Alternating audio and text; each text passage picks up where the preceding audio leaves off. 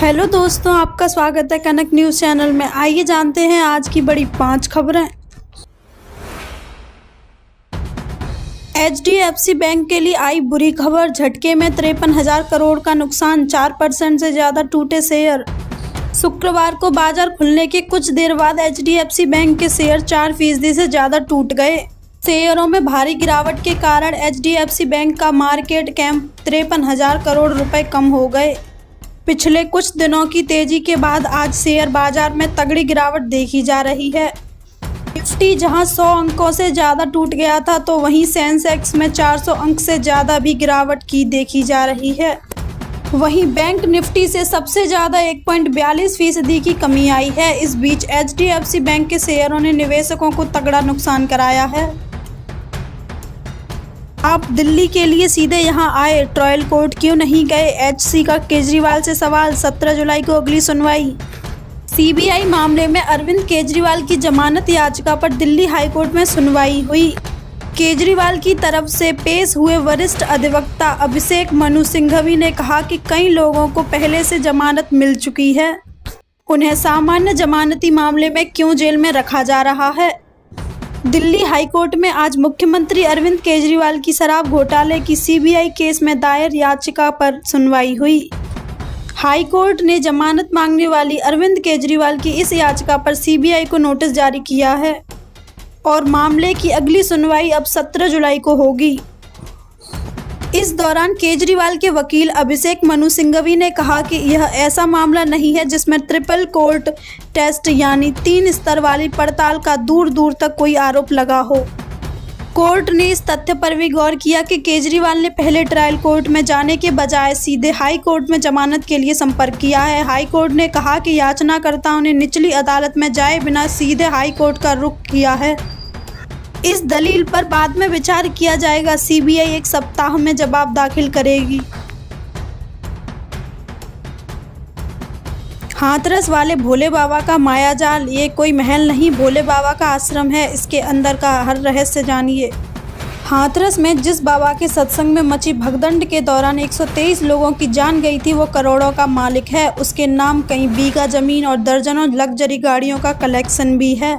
उत्तर प्रदेश के और मध्य प्रदेश के कई आश्रम, 100 करोड़ से ज़्यादा की संपत्ति, दर्जनों लग्जरी गाड़ियों का काफिला, ये सारी संपत्ति उसी भोले बाबा की है जिसके हाथरस के सत्संग में 123 लोगों की जान गई है। भोले बाबा का मैनपुरी स्थित आश्रम का एक ड्रोन शॉट भी सामने आया है। इसे देखकर तो लोगों को लग रहा है कि यह आश्रम किसी 5 सितारा होटल से कम नहीं है। NDTV ने भोले बाबा के इस आश्रम को ड्रोन से तस्वीर भी ली है।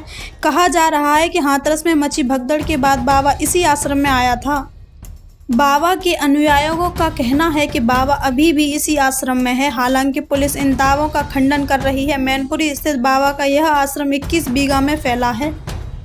इस आश्रम के अंदर शानदार और लग्जरी कमरे बने हुए हैं।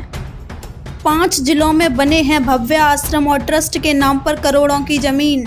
NDTV की पड़ताल में पता चला है कि भोले बाबा का उत्तर प्रदेश के कासगंज, मैनपुरी, आगरा, कानपुर और मध्य प्रदेश के ग्वालियर में बड़े बड़े आश्रम हैं।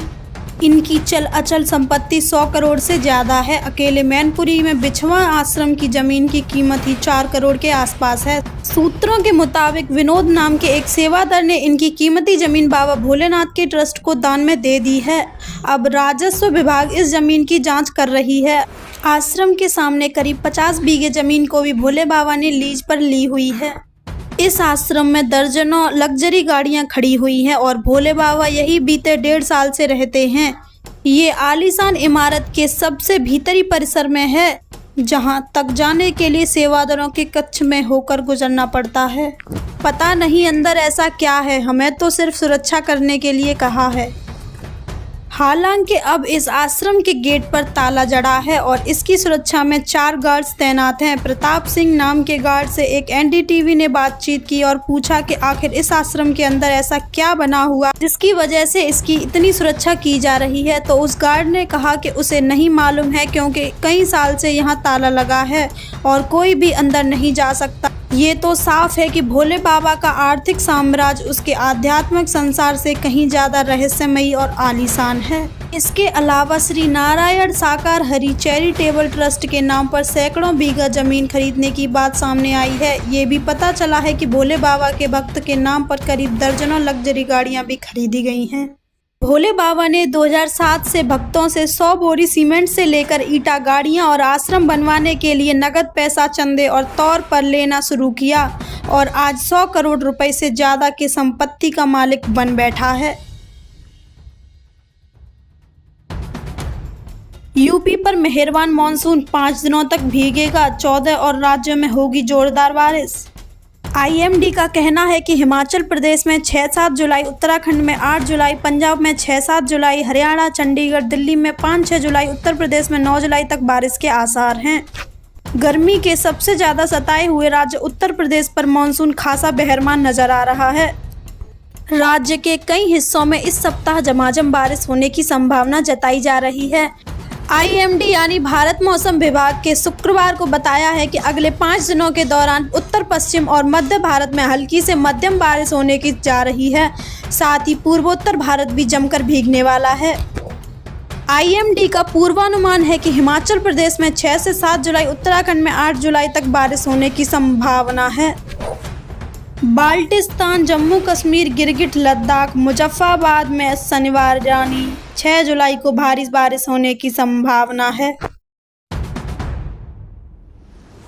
भारी बारिश से 77 सड़कें ठप, आज के लिए ऑरेंज अलर्ट, 6 जिलों में बाढ़ का खतरा। भारी बारिश के चलते जगह जगह भूस्खलन से शुक्रवार सुबह 10 बजे तक राज्य में 77 सड़कों पर आवाजाही ठप रही। हिमाचल प्रदेश के कई भागों में बीती रात बादल झमाझम बरसे। भारी बारिश के चलते जगह जगह पर शुक्रवार 10 बजे तक राज्य में 77 सड़कें भी आवाजाही ठप रही। सबसे अधिक सड़कें मंडी जिले में बंद रहीं। वहीं राज्य में 236 बिजली ट्रांसफार्मर भी प्रभावित हैं। इसमें लेह से मनाली की तरफ आ रहे 2 ट्रक और 1 बाइक मलबे में फंस गए। सीमा सड़क संगठन के जवानों ने बाइकर को कड़ी मशक्कत के बाद निकाला। वहीं सीमा सड़क संगठन की मशीन रात में भी काम में जुटी रही। सीमा सड़क संगठन ने OC मेजर को रविशंकर ने बताया कि सुबह 10 बजे सड़क को यातायात के लिए बहाल कर दिया गया है। स्कूल के रास्ते पर भर गया बारिश का पानी, स्कूली बच्चे पानी से होकर पहुंचते हैं विद्यालय। लहना गांव में स्थित प्राथमिक विद्यालय को देखें तो इस विद्यालय के बाहर और रास्ते में बारिश का पानी भर जाने से स्कूल वाले सभी बच्चों को बहुत अधिक समस्याओं का सामना करना पड़ता है। स्कूली बच्चे बारिश के पानी से भरे हुए रास्ते से होकर ही स्कूल जाते हैं। इसके चलते बच्चों को घुटने तक पानी से होकर स्कूल आना पड़ रहा है। शिकायत के बाद भी अधिकारी ध्यान नहीं दे रहे हैं।